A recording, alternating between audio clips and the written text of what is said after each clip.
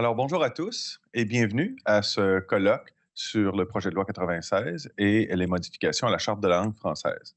Mon nom est Éric Bédard, je suis associé directeur de FASCN pour la région du Québec et il me fait plaisir, au nom de tous nos collègues, de vous accueillir à cette formation. Je profite de l'occasion pour souligner que vous êtes nombreux parce que ce projet de loi suscite beaucoup d'intérêt dans tous les milieux québécois. Il faut remonter à 1977, il y a plus de 40 ans, pour se rappeler l'adoption de la Charte de la langue française qui faisait du Québec, qui faisait du français la langue officielle du Québec, tant en matière d'éducation, de travail, ainsi que d'administration de la justice. Après avoir fait l'objet de plusieurs contestations, plusieurs modifications, on assiste aujourd'hui à la première vraie mise à jour de la Charte de la langue française, une législation assez étendue et qui a fait couler beaucoup d'encre dans les médias. Cette révision attendue de la Charte de la langue française affirme que la seule langue officielle du Québec est le français. Elle implique aussi de nombreux changements dans les différentes sphères de notre société, entre autres dans le milieu du travail, dans le milieu des affaires, de la justice, dans les marques de commerce, ainsi que dans le milieu de l'éducation. Elle déclenche aussi, non seulement au Québec, mais au niveau fédéral, des modifications législatives qui visent à s'aligner sur les dispositions du projet de loi 96 et avoir un impact durable également sur les entreprises de juridiction fédérale. Donc, c'est une législation majeure et qui entraîne de nombreux changements. Étant donné l'importance de ce projet de loi, nous sommes heureux de vous présenter ce webinaire où mes collègues Antoine Elouine et Julie Usanolin présenteront les faits saillants du projet de loi, passeront en revue les enjeux pratiques entraînés par ces modifications et vous répondront à vos questions sur les impacts qu'ils pourraient avoir sur vos entreprises. Nous vous invitons à consulter les ressources disponibles à ce sujet sur notre site Internet. Notre équipe a rédigé un bulletin et a produit une version en suivi des modifications de la Charte de langue française telle qu'amendée dans sa version actuelle. Ces ressources vous permettront de cerner les changements aux règles actuelles. Comme nous le verrons aujourd'hui, l'équipe FASCN connaît bien la loi. Elle connaît les changements qui sont apportés et elle sera heureuse de vous accompagner dans les impacts qu'ils pourraient avoir sur la conduite de vos affaires. Je cède maintenant la parole à Antoine Elouine et Julie Usanne-Nolin pour ces changements importants. Merci et bonne formation. Merci beaucoup, Éric. Bonjour à tous. Antoine Elouine, accompagné de ma collègue Julie Usanne-Nolin. Aujourd'hui, avant de commencer le contenu comme tel, je vais vous dire qu'on va regarder puis essayer de répondre le plus possible à vos questions à la fin de la formation. Donc, vous utilisez là, la boîte de chat pour nous transmettre les questions, puis je vais les recevoir immédiatement ici. Au niveau du plan de présentation, le projet de loi 96 ou ce qu'on appelle la loi sur la langue officielle et commune du Québec, virgule, le français, est une loi qui fait 100 pages, qui modifie plusieurs lois. Donc, on ne va pas s'attarder à l'ensemble de toutes les modifications. On a choisi celles qui étaient les plus marquantes et qui devraient changer votre quotidien dans leur adoption. Donc, c'est ainsi qu'au niveau de la présentation, on va séparer la présentation en 5 thèmes. Donc, la francisation des entreprises, l'affichage public, les obligations d'employeurs, la langue des contrats et quelques autres modifications qui méritent d'être mentionnées. Donc, qui dit Charte de la langue française dit une loi qui a une forte portée symbolique, étant donné la situation de la langue au Québec. La loi 101, donc la Charte de la langue française, c'est une des seules lois qu'on appelle par son petit nom de projet de loi encore après plus de 40 ans, qui a fait, comme Éric le disait, du français la langue officielle du Québec. Maintenant, on va une étape plus loin. Ce qu'on va faire ici avec le projet de loi, c'est qu'on va non seulement modifier la charte, mais on va modifier la loi constitutionnelle. Par l'adoption de 2 articles, dont le deuxième article qui se lit comme suit. Le français est la seule langue officielle du Québec. Il est aussi la langue commune de la nation québécoise. Ensuite, on a une modification à la Charte des droits et libertés ou quelques modifications à la Charte des droits et libertés, dont l'article 3.1 qui prévoit toute personne a le droit de vivre en français dans la mesure prévue par la Charte de la langue française. Donc, on prend le statut de la langue, puis on le met non seulement dans la Constitution puis la Charte des droits pour en faire un droit fondamental. C'est un symbolisme qui est fort et ça montre l'objectif du projet de loi 96. Non seulement ça, mais on a également l'utilisation des clauses dérogatoires, là, mur à mur pour le projet de loi et la Charte pour qu'elle s'applique malgré la Charte des droits et libertés, autant au niveau provincial que fédéral. Puis concrètement, ce que ça veut dire aussi qu'en faisant de l'utilisation du français un droit fondamental, on a certaines conséquences, dont la possibilité de rechercher des dommages d'intérêt punitifs en cas de violation des droits qui sont prévus par la Charte, mais également qu'on ne peut déroger à la Charte de la langue française par une loi postérieure, sauf mention expresse. Ce qui met la Charte de la langue française à un niveau plus élevé là, dans la hiérarchie des lois. Merci Antoine. Nous allons commencer par la première obligation renforcée et accentuée par le projet de loi 96. Cette obligation existe déjà aujourd'hui, mais elle s'applique que pour les entreprises employant plus de 50 personnes. Aujourd'hui, avec le projet de loi, l'obligation de francisation des entreprises s'appliquera à toute entreprise comportant plus de 25 employés. Pour toute entreprise comportant plus de 25 employés, une inscription sera requise auprès de l'OQLF. L'OQLF délivrera, à l'issue de cette inscription, une attestation d'inscription. À la suite de cette inscription, il faudra que l'entreprise fournisse une analyse de sa situation linguistique. Aujourd'hui, elle doit le faire, mais dans un délai de 6 mois après réception de l'attestation d'inscription. Avec le projet de loi 96, ce sera dans un délai de 3 mois. Une fois l'analyse de la situation linguistique donnée à l'OQLF. Si l'OQLF juge que le français est généralisé, pas de problème, on continue, on ne crée pas de comité de francisation. Si au contraire, la francisation n'est pas généralisée au sein de l'entreprise, l'OQLF va requérir qu'un comité de francisation de l'entreprise soit créé au sein de l'entreprise. La création d'un comité de francisation existe de toute façon pour toute entreprise comportant plus de 100 employés et plus. Mais elle s'appliquera désormais aussi aux entreprises comportant 25 employés et plus si le français n'est pas généralisé. Une fois que l'entreprise détient son certificat de francisation, elle devra tous les 3 ans, faire un état des lieux de la situation linguistique française au sein de l'entreprise, ce qu'on appelle le rapport triennal. Ce rapport triennal existe aujourd'hui et il existera toujours avec le projet de loi 96.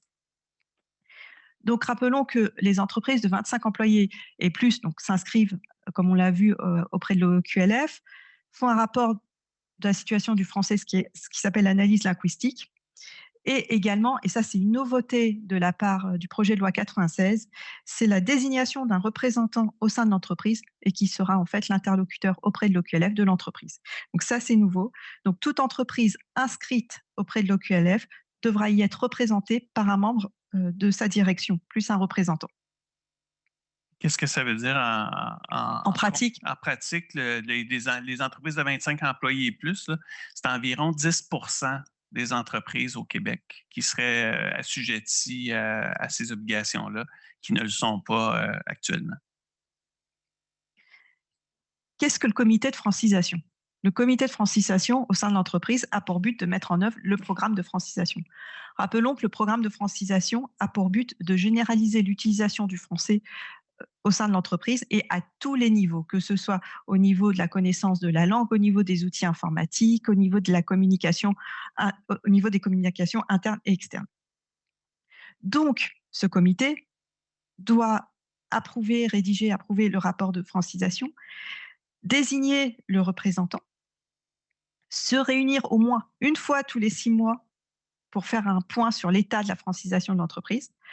À l'issue de ces réunions, il émettra un procès verbal. Ce procès verbal sera donc communiqué aux membres du personnel et également à l'OQLF. Enfin, les membres du comité seront désignés et la liste sera publique, c'est-à-dire que les membres de l'entreprise connaîtront qui est membre de ce comité de francisation et également l'OQLF. Cette liste sera transmise à l'OQLF. Quels sont les impacts de ce programme de francisation, certificat de francisation? C'est nouveau. Voilà. L'OQLF doit publier et tenir à jour la liste des entreprises pour lesquelles il a refusé de délivrer une attestation d'inscription ou pour lesquelles le programme de francisation n'est pas conforme à ses attentes. Que cela signifie-t-il d'avoir une sorte de liste noire?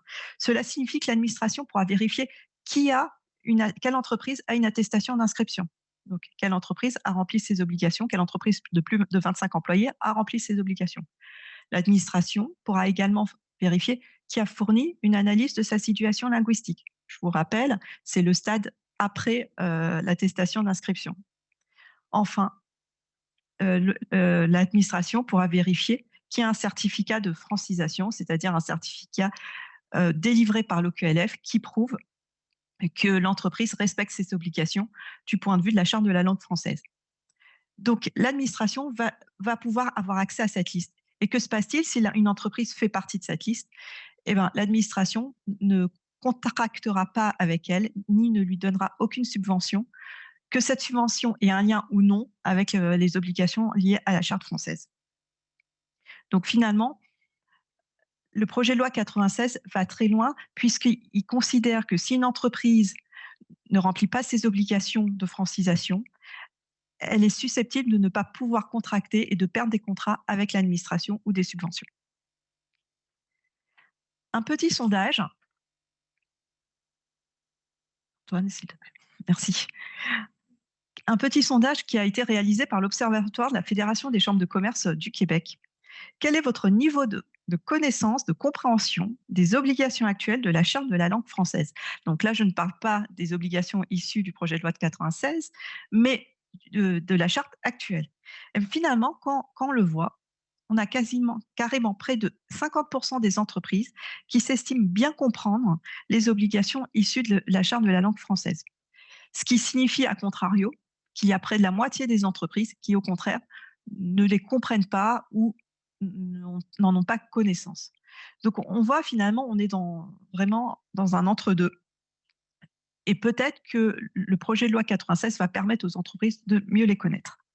C'est quand même surprenant, après 44 ans, qu'on a encore un si haut niveau d'entreprise qui se questionne sur les obligations. Exactement, près de 50%. On va parler maintenant d'affichage. L'affichage public a fait l'objet de nombreux débats dans la place publique au cours des décennies, avec plusieurs projets de loi qui se sont succédés, des contestations judiciaires. On revient avec des modifications sur les obligations d'affichage. La première et la plus importante modification, c'est l'exigence d'avoir le français visible de façon prédominante lorsque figure le nom d'une entreprise qui, en vertu de l'article 67, qu'on va parler ensuite, comporte une expression tirée d'une autre langue que le français.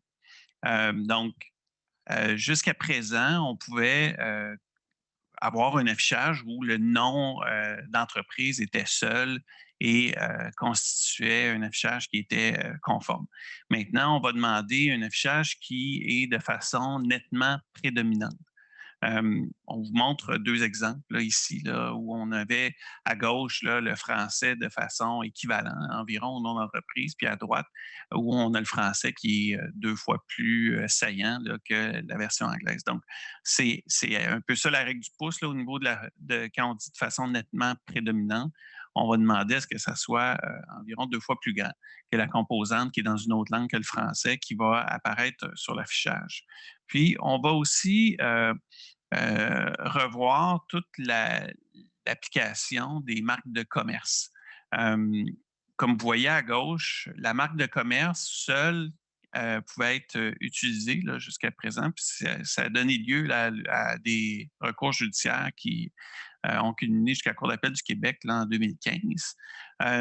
Mais les dispositions de projet de loi visent maintenant à ce que quand une marque de commerce déposée, pour pouvoir afficher dans une autre langue que le français, il faut avoir une marque de commerce qui est déposée et qu'il n'y a aucune version correspondante en français qui est enregistrée auprès du registre qui est tenu en vertu de la loi sur les marques de commerce. Ceci étant, même quand on se qualifie, là, dans le sens qu'on a une marque de commerce qui est dans une autre langue, qui est enregistrée, on n'a aucun équivalent français là, qui existe, il faut quand même que le français figure de façon nettement prédominante. Quand l'affichage public est visible depuis l'extérieur du local. Donc, non seulement on s'attaque à l'enseigne, qui est devant l'édifice ou qui est sur un support d'affichage extérieur, mais on va également viser les marques qui sont visibles à travers les vitrines. Donc, les inscriptions qui sont à l'intérieur du magasin, qui sont visibles de l'extérieur, vont devoir respecter cette exigence-là du français qui figure de façon nettement prédominante. Donc, un impact visuel qui est beaucoup plus important ou 2 fois plus grand, comme je le disais tantôt. Il ne faut pas oublier que quand on parle de cet affichage-là, on ne parle pas seulement du nom du magasin. On parle de tout affichage. Donc, si à l'intérieur du magasin, ce n'est pas nécessairement le nom du magasin qui apparaît et qui est visible de l'extérieur, mais le nom des marques, des produits qui sont vendus dans le magasin, on a la même exigence qui s'applique. Donc, ces obligations-là nous amènent dans plein de sous-questions, là, puis c'est des choses qui vont devoir être fouillées puis déterminées dans les prochains mois. Mais il faut s'attendre à un changement majeur au niveau de l'affichage en vertu de ces dispositions-là. Ça va avoir un impact là, extrêmement important. Il vous suffit là, de vous promener là, puis d'avoir cette exigence-là en tête, puis regarder l'affichage des commerces présentement pour vous dire qu'il y a énormément de bannières qui, pour appliquer ces dispositions-là, vont devoir changer leur affichage.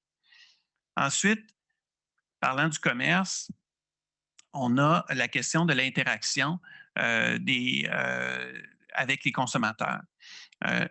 La loi actuellement nous exige rien en particulier aux commerçants. Ce qu'on prévoit présentement, c'est un droit du consommateur d'être servi en français. Ce que la loi vient changer ici, c'est qu'elle met maintenant une obligation formelle à l'entreprise qui offre des biens ou services de respecter le droit du consommateur d'être servi en français.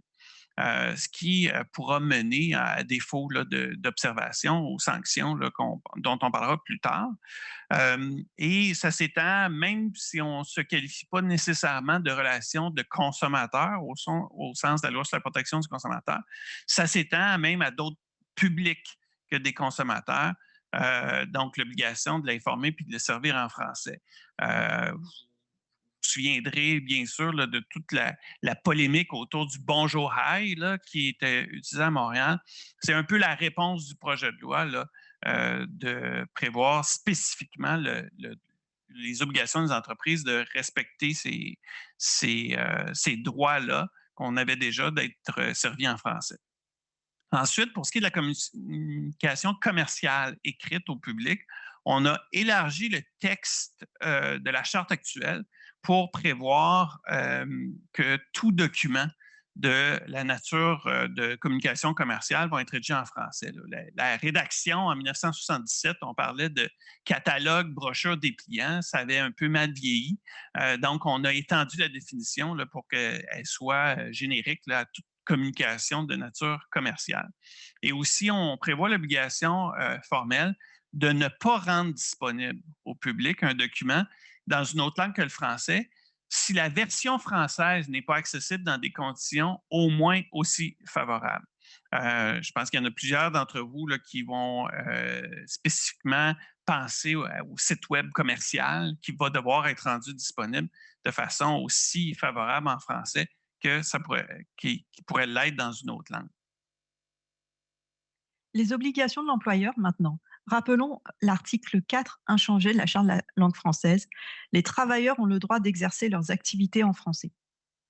Donc, jusqu'à présent, on avait cet article qui prévoyait le droit pour le travailleur d'exercer son activité en français. Maintenant, le projet de loi 96 va plus loin. L'employeur doit respecter le droit de ses travailleurs d'exercer en français. Que cela signifie en pratique, en conséquence?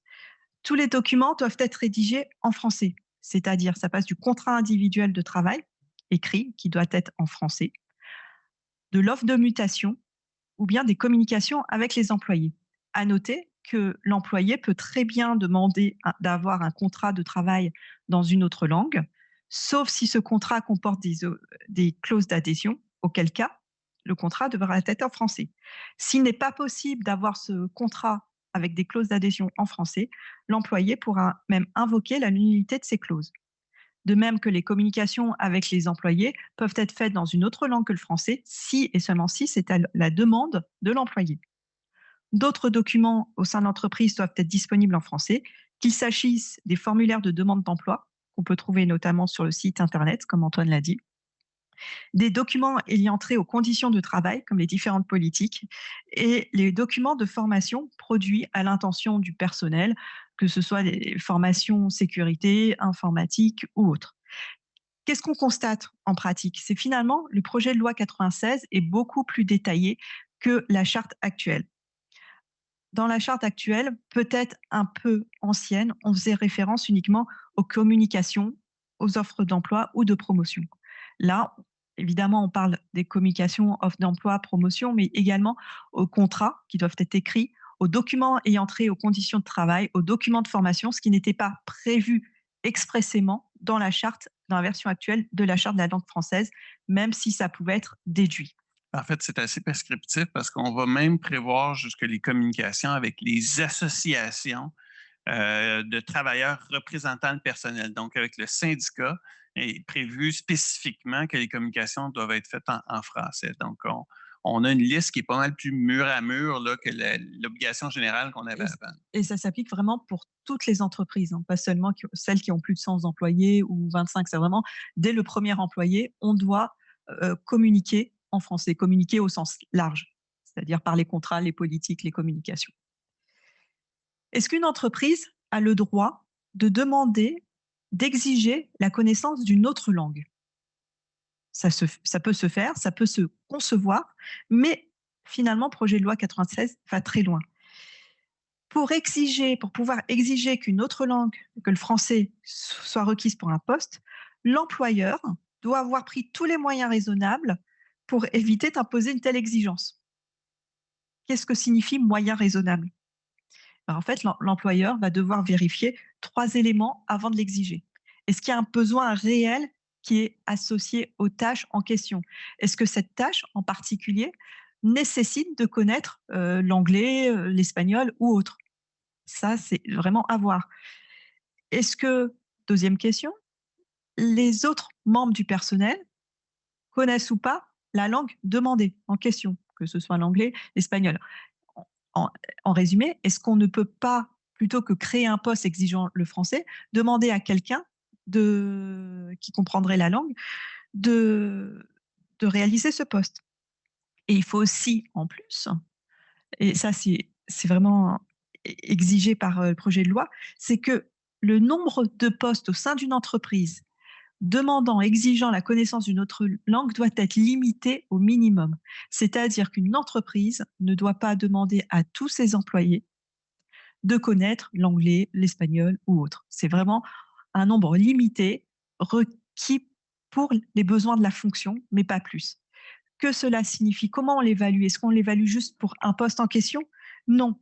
Il faut évaluer par rapport à tous les postes connexes de l'entreprise pour s'assurer que quelqu'un qui parle, par exemple, anglais soit aussi compris par les autres membres, mais il faut aussi s'assurer que les autres membres ne parlent pas anglais pour pouvoir exiger la connaissance de l'anglais pour cet autre poste. Donc, en fait, ce qui se passe en pratique, c'est que pour exiger une autre langue, la connaissance d'une autre langue que le français, il y a vraiment une évaluation, une analyse, je dirais, d'impact à mener pour s'assurer que c'est nécessaire, strictement nécessaire, et qu'il n'y a pas quelqu'un d'autre qui puisse le faire. Donc, il faut que ce soit nécessaire et limité. Ce qu'on fait, en fait, c'est qu'on passe d'une évaluation qui est très individualisée sur un poste de travail, comme c'est le cas actuellement, où c'est plausible de dire, ben, j'ai cette personne-là qui a besoin de connaître le français, à une analyse sur l'ensemble des postes pour dire, au lieu de se demander est-ce que j'ai besoin d'exiger une autre langue que le français à un individu, c'est est-ce que je peux faire en sorte que cet individu-là, je n'ai pas à lui demander une autre connaissance que le français. Fait que ça retourne un peu la discussion de côté, puis ça rend un peu plus complexe, cette analyse-là qu'il va falloir détailler pour pouvoir justifier l'exigence. Exactement, Antoine, ça rend l'analyse beaucoup plus complexe. Comme tu l'as dit, ce n'est pas une analyse individuelle pour un poste précis, c'est vraiment une analyse au sein de la société. Question. Est-ce que vous avez besoin d'une autre langue que le français dans votre poste? Eh bien, oui, le résultat de l'Observatoire de la Fédération des chambres de commerce montre qu'à 57%, une autre langue est parlée. Donc, parler, et également, la connaissance d'une autre langue à la lecture ou à l'écrit est nécessaire. Finalement, ce n'est que dans 34% des cas que la connaissance d'une langue autre que le français n'est pas nécessaire. Donc, on le voit, quelle sera la conséquence en pratique? C'est que cette analyse, l'analyse dont on a parlé tout à l'heure, l'analyse d'impact, la connaissance, la nécessité de connaître une autre langue, devra être menée par quasiment toutes les entreprises au Québec. Puis souvent, ce qu'on a, c'est la question, c'est dans le service à la clientèle. Donc, les entreprises qui sont dans une dynamique là, de service à la clientèle, puis les postes qui sont dans ces dynamiques-là, souvent, on va vouloir préférer que les gens soient bilingues, au cas où.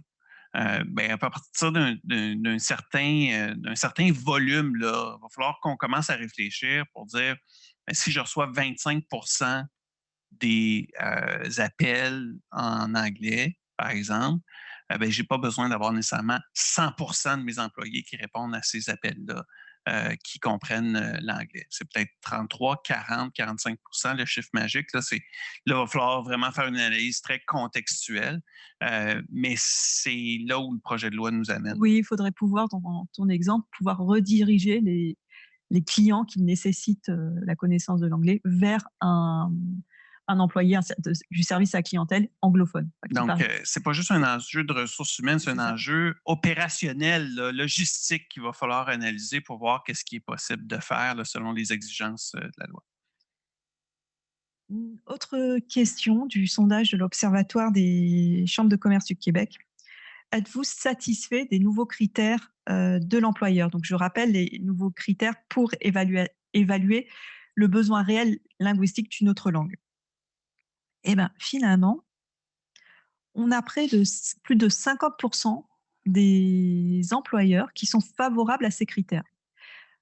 On peut comprendre, on peut le concevoir parce que finalement, les critères permettent de déterminer ce qui est un moyen raisonnable. Le terme de moyen raisonnable étant très générique et portant à confusion, à discussion, le fait d'avoir mis des critères permet aux employeurs de déterminer comment il faut fixer le seuil pour pouvoir demander la connaissance d'une langue autre que le français.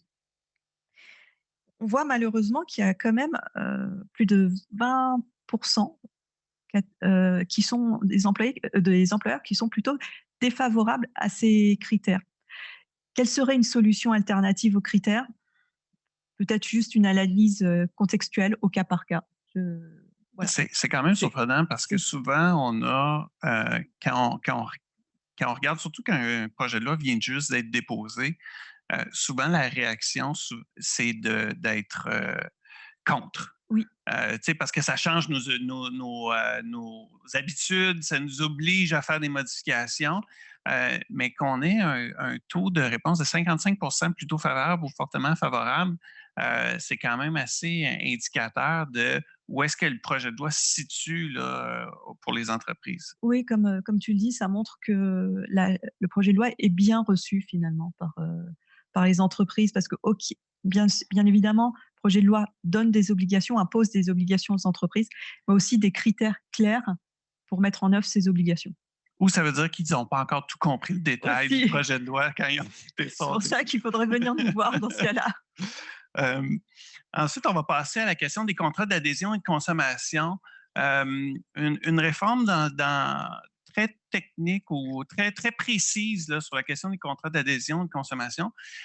Quand on parle des contrats d'adhésion, on parle des contrats où les clauses sont imposées par un des deux contractants.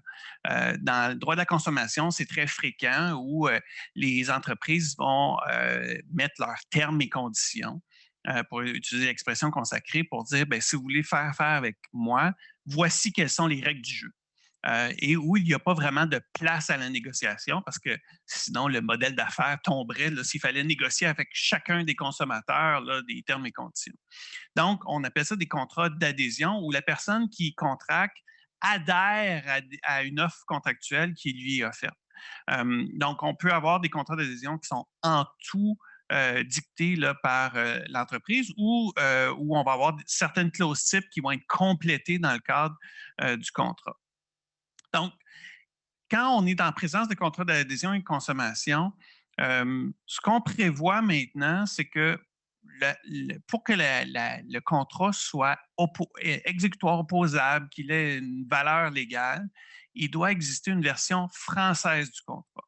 Donc, le contrat peut être conclu dans une autre langue que le français, mais il faut que la version française existe et ait été rendue disponible avant la conclusion du contrat. Ensuite, il faut que la personne qui adhère ou le consommateur veuille expressément contracter dans une autre langue que le français. Et à ce moment-là, si ces deux conditions-là sont rencontrées, on va avoir un contrat qui est exécutoire, même s'il est conclu dans une autre langue que le français.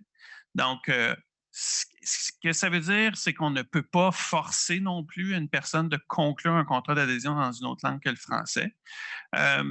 Et on doit rendre disponibles les documents dans le processus contractuel.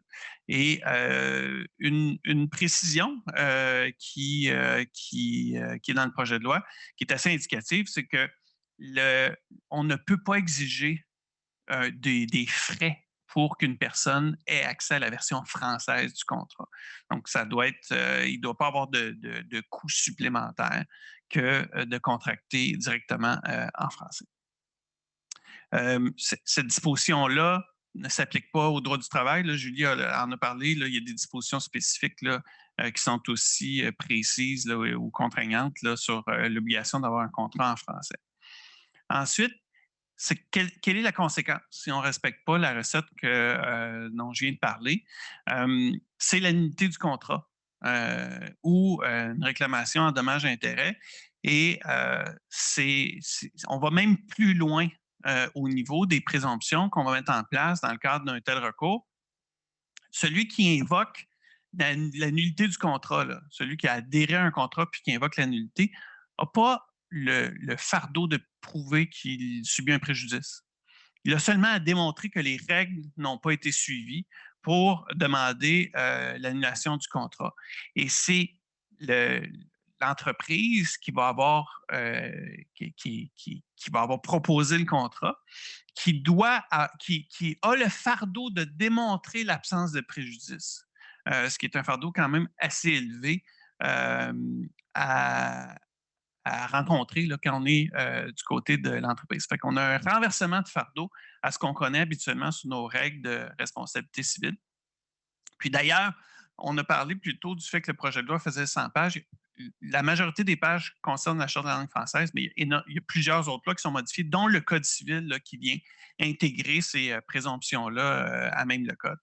Ensuite, s'il y a des clauses externes au contrat, donc le contrat renvoie des clauses externes, si ces clauses externes-là ont été rédigées dans une autre langue que le français, il y a une présomption que l'adhérent ne connaît pas ces clauses-là. Donc, ils ne pourront pas lui être opposés, à moins, encore une fois, qu'on ait respecté les règles là, dont je vous parlais. Elle est, dans le fond, cette clause-là va être réputée incompréhensible au sens du Code civil, donc ne pourra pas être exécutoire. Ensuite, donc la nullité du contrat ou les dommages-intérêts, c'est l'adhérent qui va pouvoir choisir quel est le recours qu'il décide de faire valoir là, dans la mesure où les règles du contrat d'adhésion n'ont pas été respectées. Bref, on change les règles au niveau de la contractualisation et on ajoute des présomptions pour mettre de l'avant le fait que les contrats devront être disponibles en français et on ne pourra plus désormais s'en sortir en mettant seulement une clause là, qui est très, très standard. Là, on parle de contrat d'adhésion, mais c'est une clause type pour dire que les parties s'entendent pour rédiger le contrat dans une autre langue que le français, ça va être insuffisant pour rencontrer les obligations de la loi. Ensuite, pour ce qui est des contrats avec l'administration, les demandes à l'administration, donc quand on parle d'administration, on parle du gouvernement, on parle des organismes publics dans un sens large. Donc, les demandes vont devoir être faites uniquement en français. Donc, un permis, une autorisation, toute demande de subvention ou d'aide financière vont devoir être rédigées uniquement en français. Sinon, la demande ne sera pas traitée, tout simplement. Ensuite, si une entreprise est un sous-contractant pour l'administration pour rendre des services au public, l'entreprise va avoir les obligations qui incombent à l'administration. Donc, non seulement les obligations de la Charte de la langue française qui s'appliquent là, généralement aux entreprises, mais également celles que le gouvernement s'applique à elle-même ou les obligations qu'elle prévoit au niveau de rendre le service en français à la population. Ce qui montre encore une fois l'importance de la communication en français, là, le fait d'avoir uniquement dans toutes les relations avec l'administration les communications qui vont être en français, à défaut de pouvoir faire valoir ses droits là, en matière de permis, subventions et contractualisation avec l'État.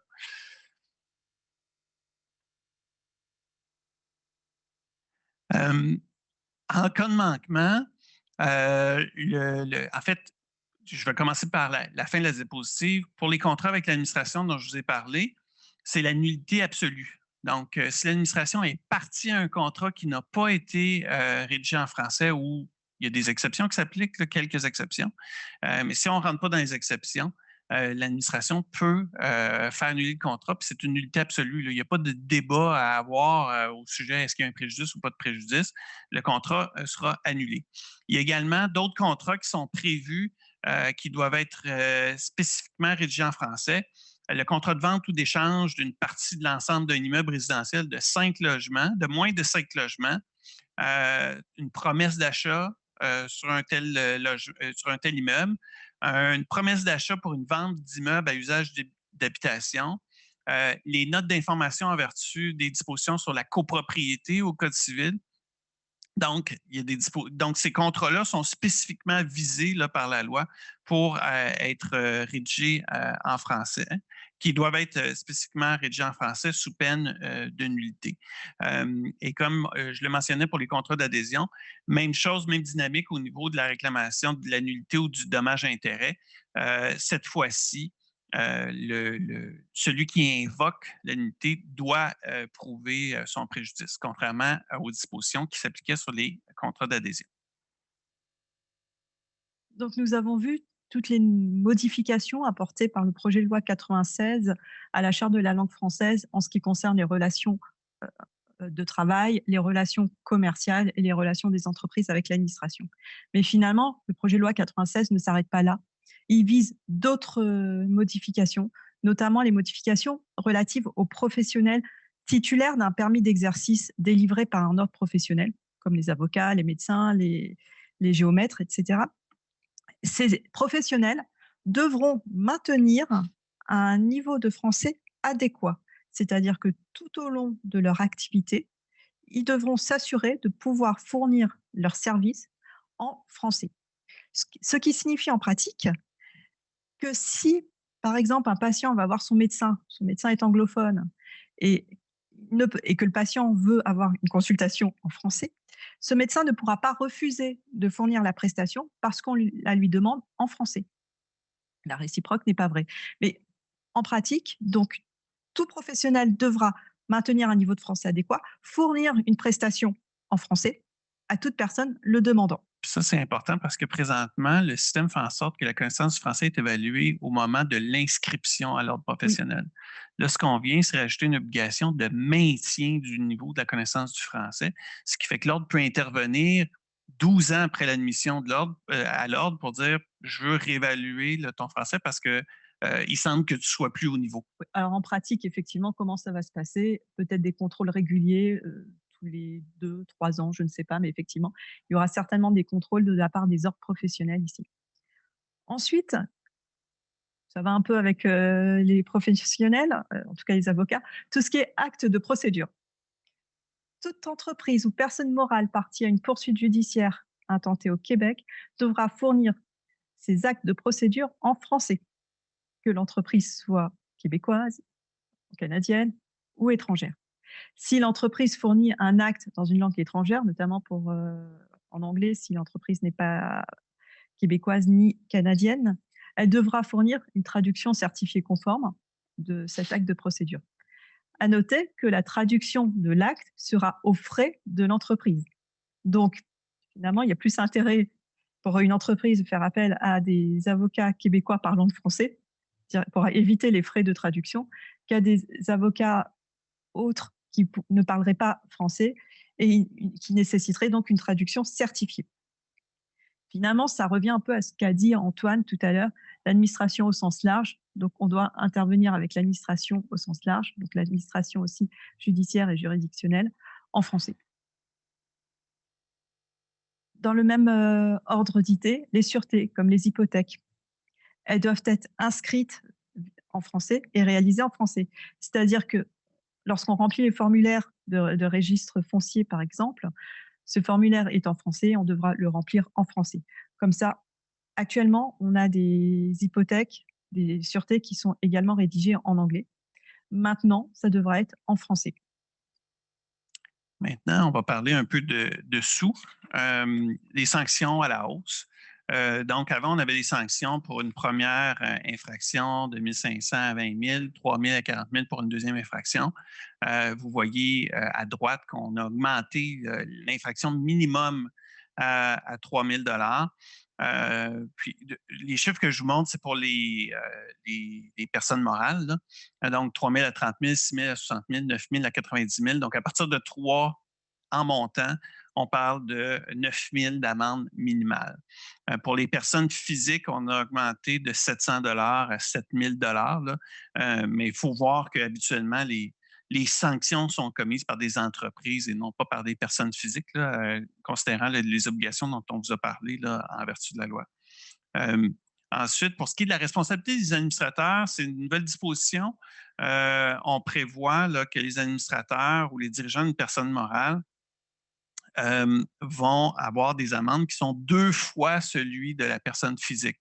Donc, je vous parlais de 700 $, c'est 1 400 $ que ça donne pour les personnes morales. Puis, n'oubliez pas, je fais le lien avec ce que Julie vous mentionnait au niveau du comité de francisation maintenant, ou l'absence de comité de francisation, mais la nomination d'un représentant. Oui. Il faut que ce soit un membre de la direction.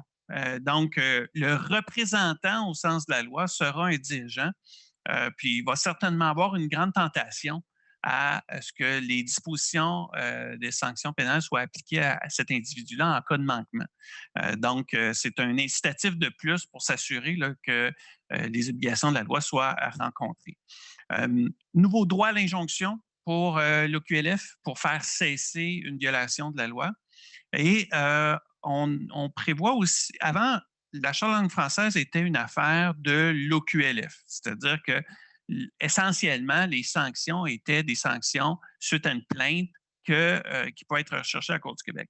Maintenant, on ouvre la porte à un droit privé d'action, donc les individus pourront prendre des recours.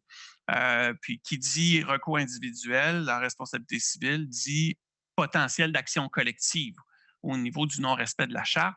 Pour des entreprises qui font affaire dans le commerce de détail, ça peut vouloir dire de grands facteurs de multiplication au niveau des recours. Donc, encore une fois, un autre incitatif à respecter les exigences de la loi. Alors, la question qui vous intéresse tous, quand le projet de loi 96 va-t-il entrer en vigueur? Et bien, finalement, la date précise est encore inconnue à ce jour parce que son entrée en vigueur sera graduelle en fonction des dispositions. Par exemple, on a vu l'obligation de produire des actes de procédure en français. Il est prévu aujourd'hui que son entrée en vigueur sera 3 mois après avoir obtenu la sanction.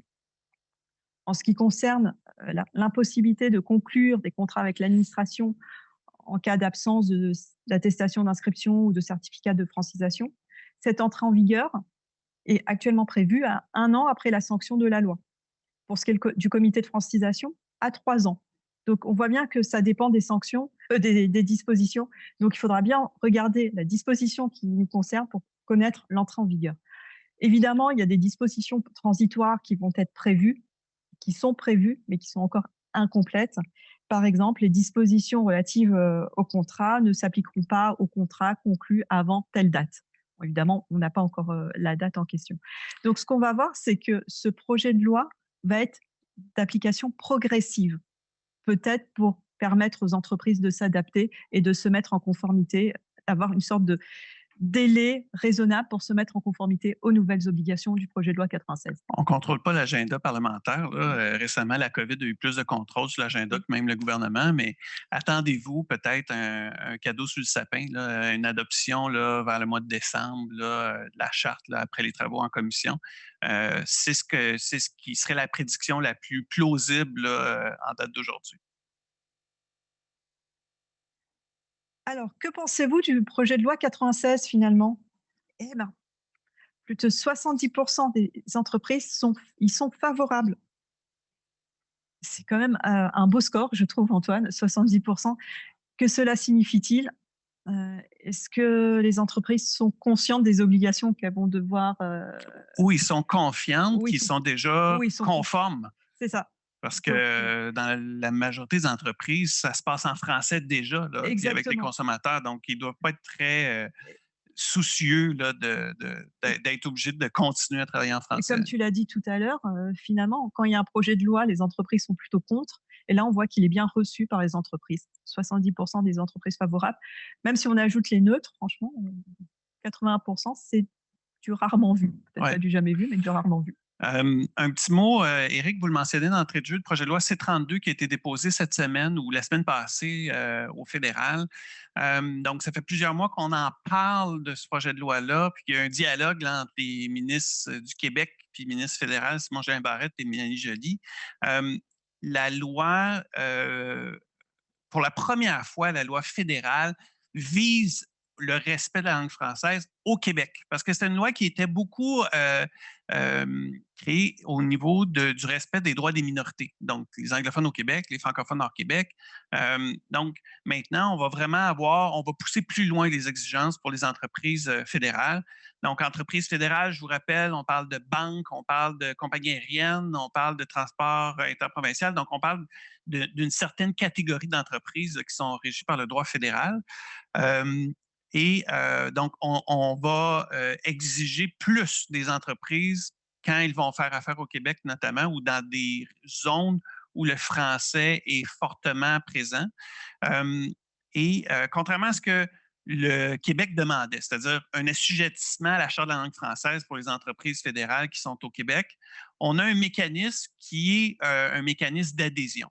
L'article 45.26 du projet de loi C-32 prévoit qu'une entreprise fédérale qui s'auto-assujettit à la Charte de la langue française, donc qui décide d'appliquer la loi du Québec, sera assujettie à ces dispositions-là plutôt que la loi fédérale. Donc, on va voir au niveau d'attraction, qu'est-ce que les entreprises vont choisir de faire. Là? Je pense qu'il y a une question de valeur puis de choix un peu politique à faire à travers tout ça. Donc, ça va être intéressant de voir. Ces deux projets de loi-là vont cheminer en parallèle tout en ayant un peu l'ombre d'une potentielle élection au fédéral. Donc, si c'est le cas, le projet de loi C-32 ne cheminera pas aussi rapidement que le projet de loi 96. En conclusion, on a reçu beaucoup de questions. Je pense que ça fait écho là, au nombre de personnes là, qui étaient intéressées là, par la conférence ce matin. On va essayer d'en traiter le plus possible. La première chose, je pense que je vais commencer par cette question-là pour toi, Julie. Doit-on conclure que les documents relatifs aux avantages sociaux, police d'assurance collective, régime de retraite, pour un employeur faisant affaire partout au Canada devront être en français, même si des brochures en français sont distribuées aux employés?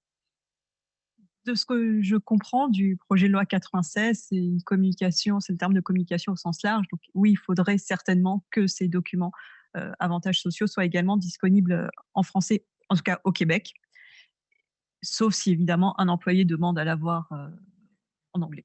En fait, c'est ça. C'est parce que si on a tous les employés qui demandent dans une autre langue, c'est une des exceptions, mais ça risque de ne pas s'avérer. Exactement. Donc, ensuite, est-ce que le niveau de connaissance quel est le niveau de connaissance du français qui est exigé?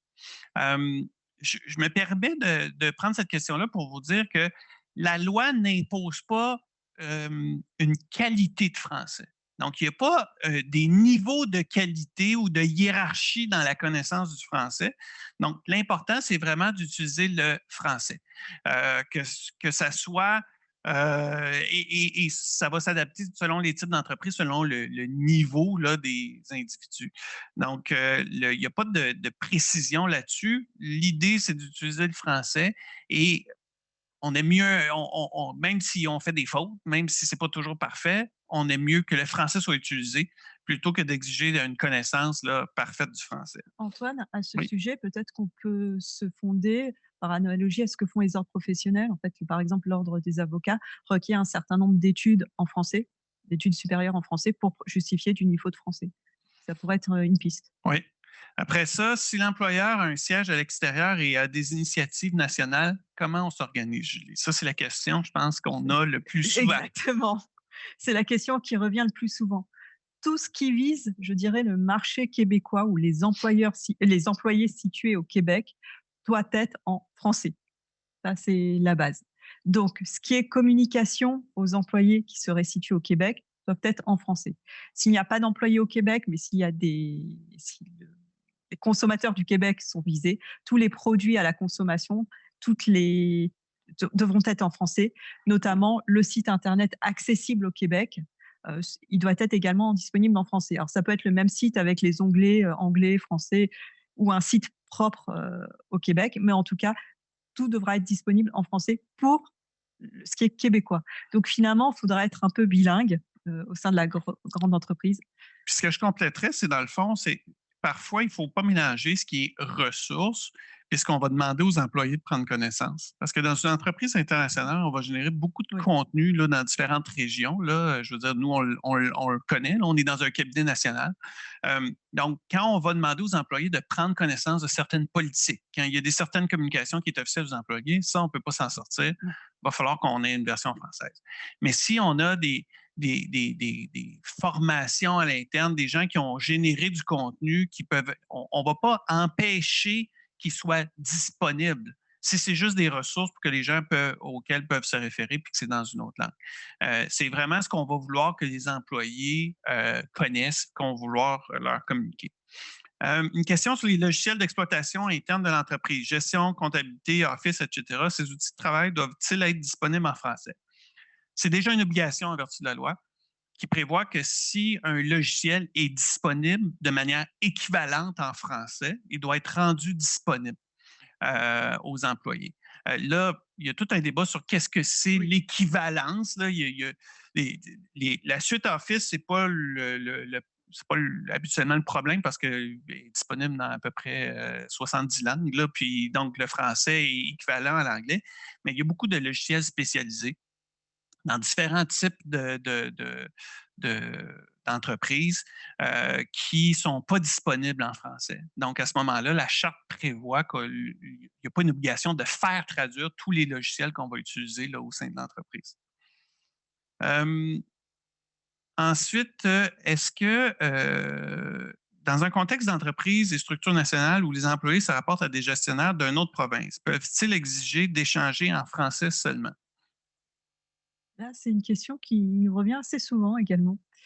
Là, j'ai tendance à dire, comme tu l'as dit Antoine, c'est une question de ressources. L'employé au Québec va devoir recevoir sa communication en français, mais pour pouvoir échanger avec quelqu'un, le dirigeant d'une autre province, si ce dirigeant ne parle pas anglais, soit il y a quelqu'un qui pourra faire la traduction, soit ça se fera en anglais malheureusement, mais ça dépendra du bilinguisme de l'interlocuteur. Ben, c'est ça. Puis on revient aussi aux exigences que tu as mentionnées sur l'obligation de connaître une autre langue que le français. Dans l'analyse, ça va faire partie des critères. Là. Mais rappelons que ces obligations s'appliquent au Québec. Oui. Pas nécessairement dans un autre pays. Mais gardez toujours en tête aussi la modification de la charte. Oui. la Charte des droits et libertés va prévoir spécifiquement le droit de travailler en français, le droit donc, il faut toujours le voir à la lumière de cette exigence-là. Ensuite, question, si les contrats et documents sont bilingues, ça pose problème, doit être en français seulement. Non, le fait qu'il soit bilingue, ce n'est pas un problème. L'exigence, c'est que le français soit toujours disponible. OK? Puis en cas de doute, on peut penser aussi, assurez-vous d'avoir des versions contractuelles qui sont de qualité en français, parce qu'en cas de doute, ce qu'on voit dans les dispositions, c'est que le juge va appliquer la disposition française en cas d'incompatibilité entre les deux textes. Donc, la version française ne doit pas être juste une traduction approximative, parce que vous n'arriverez pas à vos objectifs. Et il faudrait qu'elle soit équivalente, parce que j'ai déjà vu un contrat traduit en français de l'anglais qui n'était pas équivalent, voilà, donc qui soit donc bien rédigé, la traduction en français bien rédigée et surtout équivalente à la version anglaise. Est-ce que les obligations concernant les contrats d'adhésion s'appliquent uniquement envers les consommateurs? Non.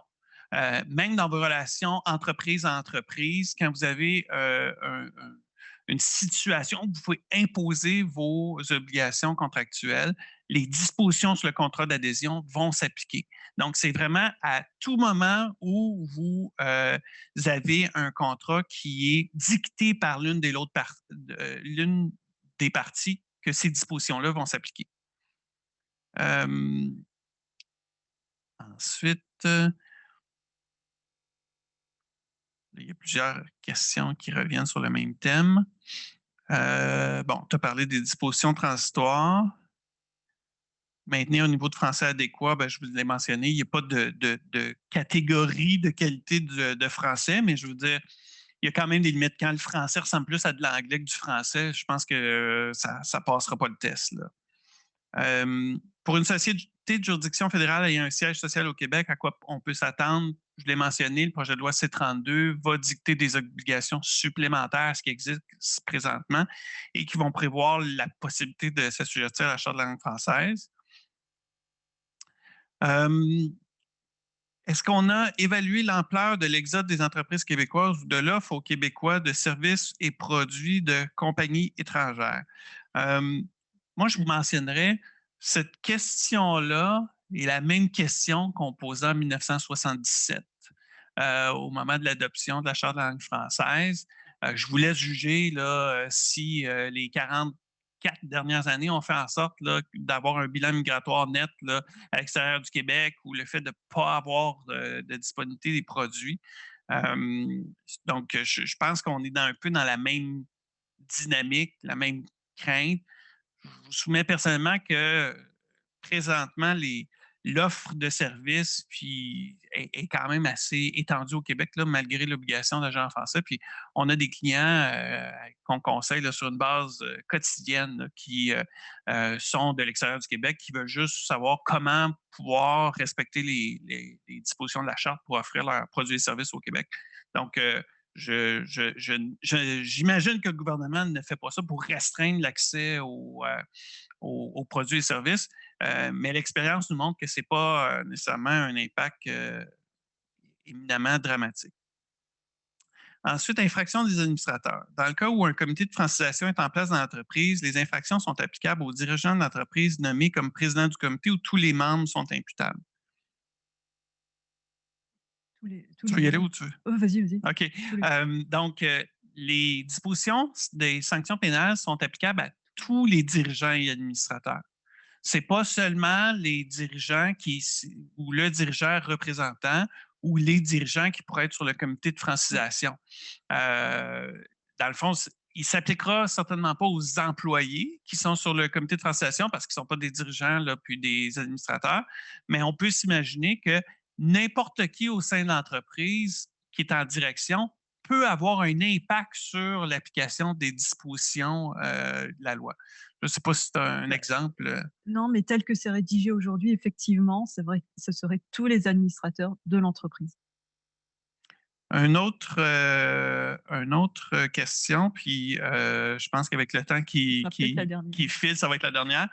Puis c'est une très bonne question. Je ne sais pas si on aura la réponse, mais est-ce que les obligations des entreprises à l'égard de leurs employés s'appliquent aussi à des consultants ou à des employés basés dans d'autres pays que le Canada? Alors là, effectivement, c'est une très bonne question. Ben, en fait, toutes ces dispositions-là sont construites dans l'œil de la personne qui est au Québec, qui a le droit de travailler en français, qui a le droit de vivre en français, etc. Donc, si l'emploi est un emploi au Québec, mais qu'on est appelé à voyager pour les fins du travail, on peut imaginer qu'on va avoir l'application des dispositions.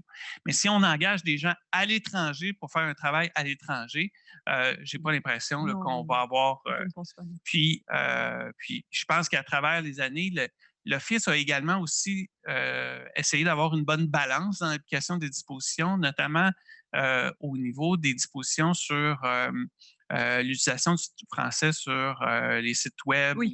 où on va, l'Office va habituellement uniquement rechercher des entreprises qui ont des établissements au Québec pour faire des dispositions pour rechercher l'exécution de ces dispositions-là, puis prendre des sanctions pénales. Ça fait que j'imagine que cette balance-là va se faire encore. Oui, oui. Pour ces C'est vrai que dispositions-là. l'établissement au Québec est peut-être le premier critère de l'OQLF pour déterminer justement si l'entreprise fait affaire au Québec. Donc, sur ça termine notre formation. On arrive à la fin du temps. On vous remercie beaucoup pour votre intérêt là, sur le sujet. C'est clairement une loi qui suscite là, beaucoup d'intérêt.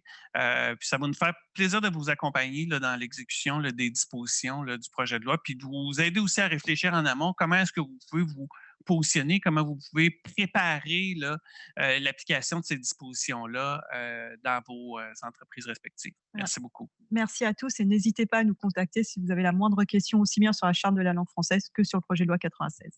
Merci.